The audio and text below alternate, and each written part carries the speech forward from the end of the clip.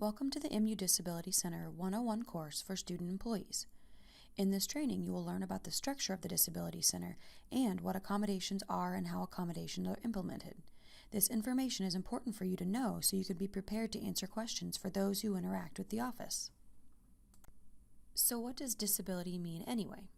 The Americans with Disabilities Act, which became a law in 1990 to prohibit discrimination in public areas, defines a person with a disability as a person who has a physical or mental impairment that substantially limits one or more major life activities, a person who has a history or record of such impairment, or a person who is perceived by others as having such an impairment. Want an interesting fact?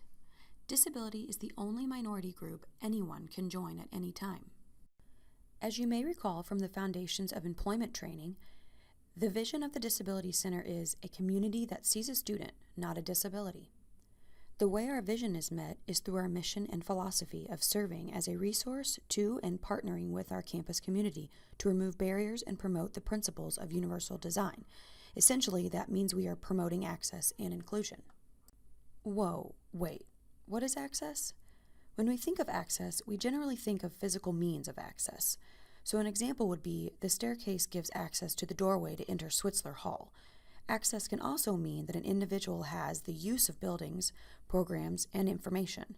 When an individual does not have access to those sort of things on our campus, accommodations can be implemented based on their disability.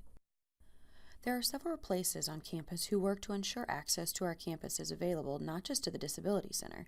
The Disability Center, which is part of the Division of Student Affairs, provides services and accommodations that help students to participate fully in the learning experience and be evaluated on the basis of their abilities.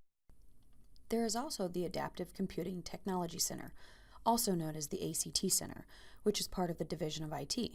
They partner with the Disability Center to provide academic accommodations as well as provide assistive technology, training, and support when it comes to hardware or software that helps reduce barriers to accessing information that a person faces because of a disability. Additionally, the Office of Accessibility and ADA Education, within the Office of Civil Rights and Title IX, functions within the Division of Inclusion, Diversity, and Equity. The office promotes and sustains an accessible community at Mizzou where people with disabilities have an equal opportunity to participate in all aspects of our campus life. As you can see, disability and access is constantly being evaluated on our campus through many different avenues. The Disability Center is located in S5 Memorial Union. We suggest that you go ahead and save the phone number to the office in your phone in case you need to reach us. The number is 573-882-4696. It is a good idea to begin memorizing the phone number and the email, which is disabilitycenter@missouri.edu. The website, which is www.disabilitycenter.missouri.edu, is also good to remember, so you are able to give it to students, faculty, and staff or families who contact us. The Disability Center has staff who are dedicated to ensuring access is available to students with disabilities and supporting faculty and staff in the process. There are 10 full-time staff. Ashley Brickley is the Assistant Director as well as an Access Advisor for student athletes and graduates and professional students with disabilities. Angela Branson is a sign language interpreter as well as an Access Advisor for the students with hearing and vision-related disabilities. Becca Terry is an Access Advisor who works with students who live with autism. Cheryl Drobe is the Access Advisor for student veterans. And Elizabeth Walker is the Access Advisor for students with physical-related disabilities. Becca, Cheryl, and Elizabeth also share a good population of students with health-related, learning, neurological, and psychological disabilities. Amy Dove is the Office Support Assistant. Barb Hammer is the Department's Director. Michelle Love is the Exams Coordinator. Stacy Sarabia is the Accommodations Coordinator who works with alternative format and note-taking accommodations, as well as an Access Advisor for students with temporary disabilities. And the Access Specialist is someone who works with the exams. There are roughly 1,200 students who have active accommodations with our office. Active means they have gone through the process of establishing accommodations and have used their accommodations at any point within the last 12 months. Of those 1,200 students, about 90% of those have non-apparent disabilities. So we have talked about what disabilities are and what access means, but what does accommodation mean? Accommodations are a change or modification to give an individual with a disability an equal opportunity to participate.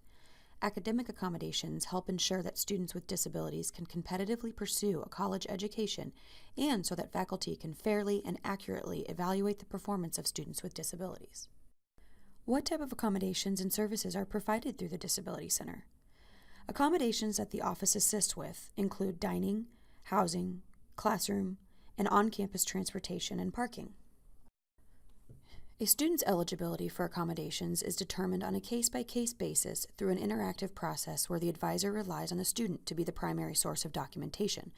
There may be times where formal documentation from a care provider will be requested. Because our aim to provide access and not modify essential requirements of a course, there are times where requested accommodations cannot be provided.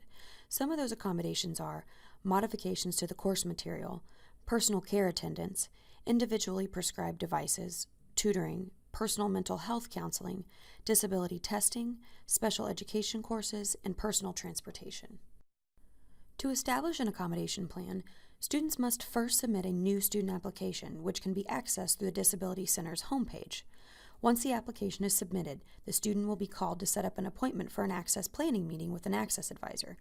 As previously mentioned, documentation is not always needed.